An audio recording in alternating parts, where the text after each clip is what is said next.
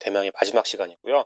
마지막 시간은 제가 또 영조물 책임에 대해서 또 공부를 해보도록 하겠습니다. 영조물 책임도 마찬가지 국가배상 책임의 좀 일종이긴 한데 그것도 사실 민법을 좀 알아야지만 쉽게 이해될 수가 있다라는 것이죠. 국가배상법 5조랑 5조 1항에 있는 내용이랑 민법 758조 내용을 같이 보셔야 될 필요가 있다. 758조 1항을 보시면 공작물의 설치 또는 보존의 하자로 인하여 타인에게 손해를 가한 때에는 공작물 점유자가 손해배상을 책임집니다. 요건을 보시면 공작물에 대한 내용이 있을 것이고 설치 보존의 하자라는 개념, 손해매 인과관계가 있는데 여기 보시면 고의과실 없네요. 그러니까 보시면 책임지는 공작물 점유자의 고의과실을 요구하지 아니한다. 저 일반적으로 민법에서도 750조는 그 관련된 조문을 봤으면 가해자의 고의과실을 요구했었는데 공작물 책임에서는 고의과실 요구하지 않았는데 공작물이기만 하고 설치 보존을 하자 객관적인 요건들만 입증하기만 하면 된다. 추가적 요건을 입증하지 않아도 되는 거니까 너무 좋잖아요. 그거와 유사하게 국가배상법 이제 5조로 넘어가겠습니다. 국가배상법 5조를 보시면 도로, 하천, 그 밖에 공공의 영조물에 있어서 설치나 관리의 하자가 있다. 아까는 이제 설치 보존 하자지만 오른쪽 설치 관리의 하자네요. 여기 또 오타가 있는데 설치 관리의 하자, 뭐 설치 보존의 하자나 설치 관리 하자나 그게 그 나오는데 그것도 판례는 통상 갖추어야 안전성 공약에 보고 있다. 그리고 손해민 인과관계를 요구하기 때문에 구조가 굉장히 유사하긴 하죠. 그래서 여기서는 담당 공무원, 그러니까 이 가해자의 고의과실 요구하지 아니한다. 그렇다고 하면 이 피해를 입은 피해자, 국민의 입장에서는 그냥 그 영주물이기만 하면 되고 설치 보존의 하자만 입증이 되면 된다라는 것이죠. 물론 이제 나중에 가서는 실제 가서는 이게 인정된다고 하더라도 손해액이 제한되는 경우들이 있을 수가 있습니다.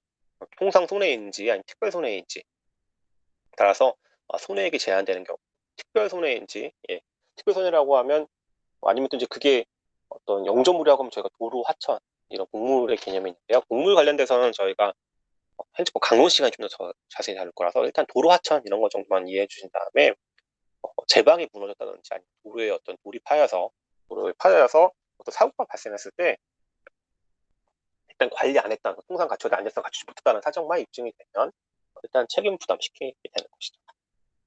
그래서 이런 고의과실 요구하지 않는 것이 굉장히 큰 장점이다. 왜냐하면 입증할 필요가 없으니까. 저기 아까도 좀 보면 고의과실 때문에 엉뚱하게 취소소송 다 이겨놨는데 취소 판결 받아놨는데 고의과실 또 입증하라고 하니까 되게 화나잖아. 그런 거와 상관없이 고의과실 요구하지 않는 이거와 유사한 게 또 저희가 자배법도 비슷하게 했었죠. 이렇게 고의과실을 현대형 소송에서는 이런 고의과실을 인정하지 않는 것이 굉장히 그 특징인데 그 마찬가지로 그 내용도 자세히 보시려고 하면 채권 강론, 민법에서도 채권 총론이 아니라 채권 강론의 손해배상 책임 파트에 가서 현대형 불법행위에 관련된 내용을 공부를 하거나 민사소송법을 공부를 해야지 이해가 되는 내용이라서 얼핏 이해가 안 되신다고 하더라도 당연하다. 행정법이 다른 개념들과 연관이 관련되어 있기 때문에 관련이 되어 있는 거라서 그래서 일단 넘어가시고요. 일단 고의과실 요구하지 않는다는 것이 굉장히 큰 장점이고 여긴 제가 영조물이라는 표현을 얘기는 하지만 사실 저희가 공공의 영조물이기 때문에 앞에 공자 뒤에 물 해서 공물이라는 표현을 쓴다. 까지 이해하시고 공물의 개념에 대해서는 자세히 나중에 배울 것이기 때문에 일단 도로 하천이 대상이 된다는 것 정도만 보시면 될 것 같습니다. 최근에는 이게 기능이 확대되고 있다는 표현이 있습니다. 이게 기능상 하자라는 개념인데 이게 설치 관리상의 하자가 예를 들면 진짜 그거를 관리가 안 된 거였는데 이게 그냥 이용상에서 발생하는 그 어떤 문제들을 지금 해결하기 위해서 영조물 책임에 왜냐면 고의과실 입증할 필요가 없고 가해행위 입증할 필요가 없으니까 이게 좀 약간 확대되고 판례가 이제 이거를 좀 약간 확대 해석하고 확대 적용하고 있다라고 좀 보시면 되는데요. 특히 이런 매양 사격장 사건, 김포공항 사건, 내부 비행장 사건 등에서 어떻게 보면 그 소음을 낸 거는 그때 총 쏜 사람일 것이고, 그리고 항공기를 띄워서 운항한 사람일 거잖아요.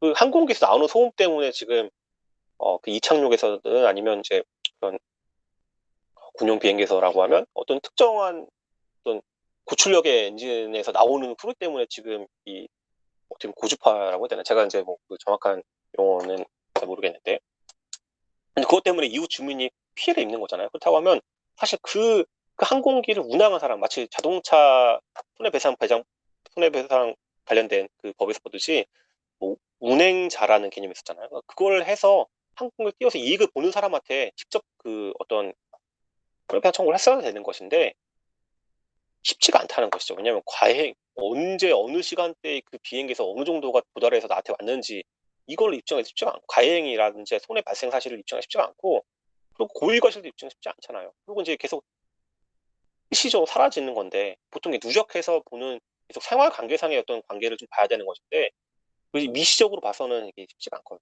그러니까 거시적으로 후려쳐서 야 일단 공항에 있으니까 항공기가 이착륙하는 것이겠지. 그러니까 아예 시설 자체를 관리하는, 시설 자체에 대해서, 공항 자체에 대해서 배상 책임을 요구하는 이 일대 영조물 책임을 활용했다는 것이죠. 왜냐하면 고의 과실을 인정할 필요가 없으니까. 그리고 이제 설치 관리상의 하자, 통상 갖춰야 할 안전성이니까 안전성에 대한 개념을 확대하다 보니까 보통 우리가 공법상의 소음 기준을 활용하겠죠. 그래서 어떤 소음 기준을 초과한 것들이 발생되고 있더라라고 한다고 하는 정도만 인정이 되면 배상을 받아라라고 하는 것들로 영조물 책임의 기능이 확대됐었다.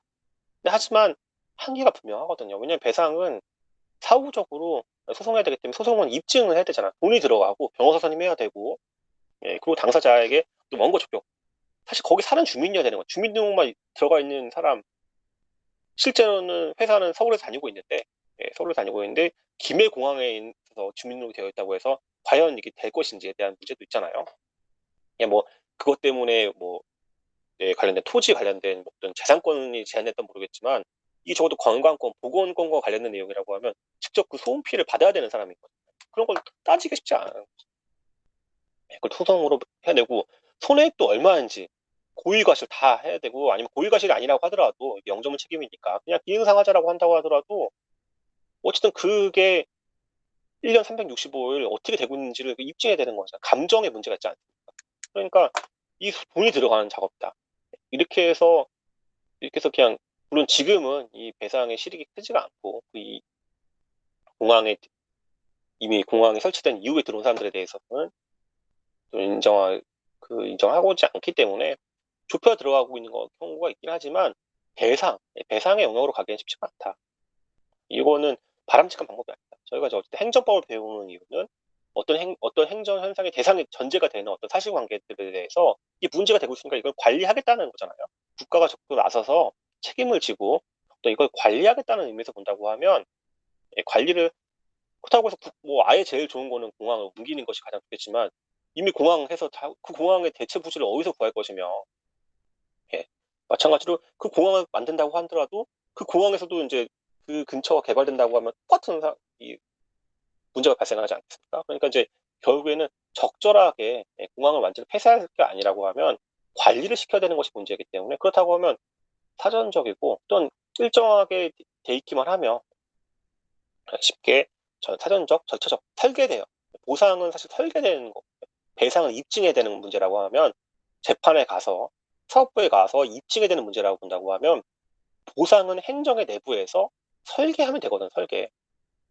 그러니까 행정법을 공부한다고 하면 단순하게 이거 배상해가지고 뭐돈 받아서 소송하자라는 거로 보기에는 어, 타당하지 않고, 오히려 공법적인 목적 하에서 적절하게 이게 관리가 되고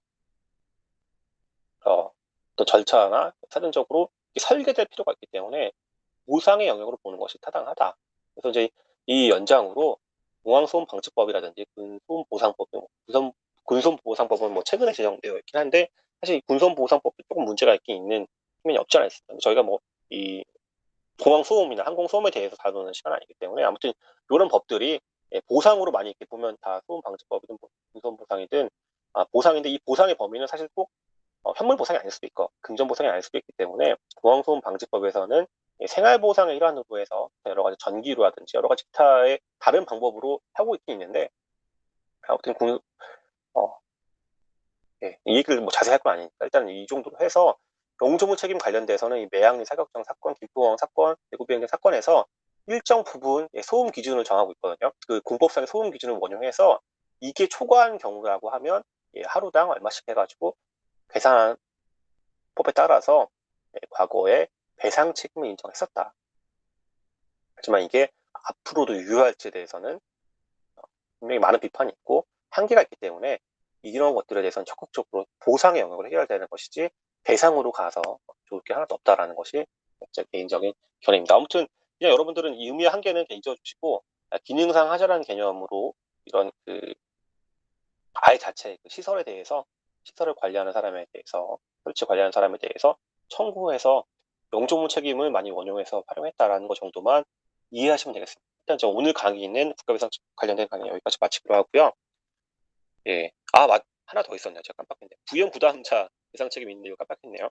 이게 비용 부담자 배상 책임까지 보고서 진행했습니다. 비용 부담자는 이렇게 겉으로 보이는 이런 설치 관리나 아니면 선임 감독하는 사람이랑 실제 뒤에서 뒷돈 대고 있는 사람이 다른 경우도 있을 수 있거든요. 이 문제 사항이 그런 도로법이라든지 여러 가지 보면 국가 사무를 지방자치단체에 넘기는 경우도 있고, 그래서 국가가 뒷돈을 주면서 하는 경우도 있고, 거꾸로 지방자치단체의 사무를 국가에게 던지는 경우도 있겠죠. 뭐 지방자치단체도 사실 방역자치단체랑 기초자치단체가 있기 때문에 서초구 서울시의 어떤 그런 거를 서울시에 관련돼서 있는 사무를 서초구에 넘길 수도 있는 거잖아요. 그래서 이런 아니면 저희가 이제 국가 지방자치만 있긴 하지만 공공단체 저희가 이제 공법인에 던질 수도 있는 것이기 때문에 사실 이제 경우의 수는 더 많을 수도 있습니다. 그런 경우에 이 피해자인 국민 입장에서는 다 때려잡아서 청구할 수 있다. 비용을 부담하는 자에게도 국가배상 청구를 할 수 있다는 것이 6조의 장점인 것 같습니다. 그래서 일단은 이 비용 부담자 배상 책임은 실제 공무원 선임 감독하는 자도 조문에 관련되긴 하지만 주로 이제 영점 설치 관리에 관련된 내용과도 많이 연결되고 있습니다. 일단은 기본적인 설명은 제가 오늘 여기까지 마치는 것으로 하고요. 다음 주에는 손실보상, 배상과 보상을 같이 봐야 되기 때문에 다음 주는 이제 또 다른 설계하는 어떻게 이제 이 설계가 가능할지에 대해서 보상에 관련된 내용들에 대해서 다음 주엔 설명을 좀 하도록 하겠습니다. 일단 오늘 강의 들어주셔서 감사하고요. 여기까지 강의를 마치도록 하겠습니다. 감사합니다.